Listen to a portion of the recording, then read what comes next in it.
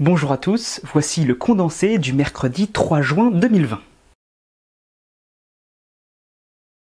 600 000 personnes ont téléchargé l'application Stop Covid, annonce Cédric O, le secrétaire d'État au numérique.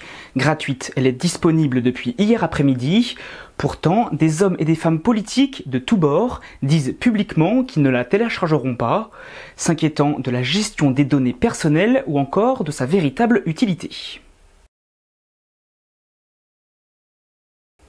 C'est officiel depuis ce matin, le constructeur français Renault aura un prêt garanti par l'État d'au moins 5 milliards d'euros. Sur le terrain, les salariés de l'usine de Choisy-le-Roi sont en grève. À Maubeuge, ils ont repris le travail.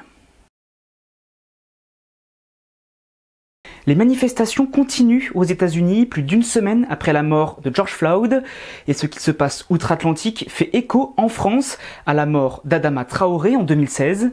Après de nouveaux éléments pour l'enquête, hier soir des rassemblements ont eu lieu, comme à Marseille, à Lyon ou encore à Paris.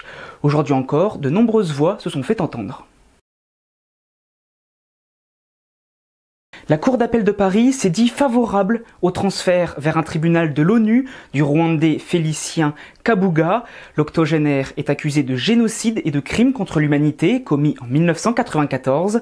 Il a été arrêté le 16 mai en banlieue parisienne après 25 ans de cavale. La défense a la possibilité de faire appel de la décision. C'est aujourd'hui la journée mondiale du vélo. En 2018, 2,7 millions de bicyclettes ont été vendues en France, d'après la Fédération des commerçants Union Sport et Cycle. Mais n'oubliez pas que vous pouvez aussi faire réparer votre vieille bécane. Depuis le mois de mai, une aide de 50 € est mise en place, nommée Coup de pouce vélo.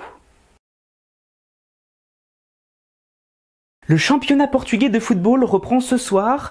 Après l'Allemagne, c'est le second pays de l'Union européenne qui relance sa saison, pour le plus grand plaisir des fans de football. Le FC Porto, actuel leader, avec seulement 1 point d'avance, se déplace ce soir à Famalicão.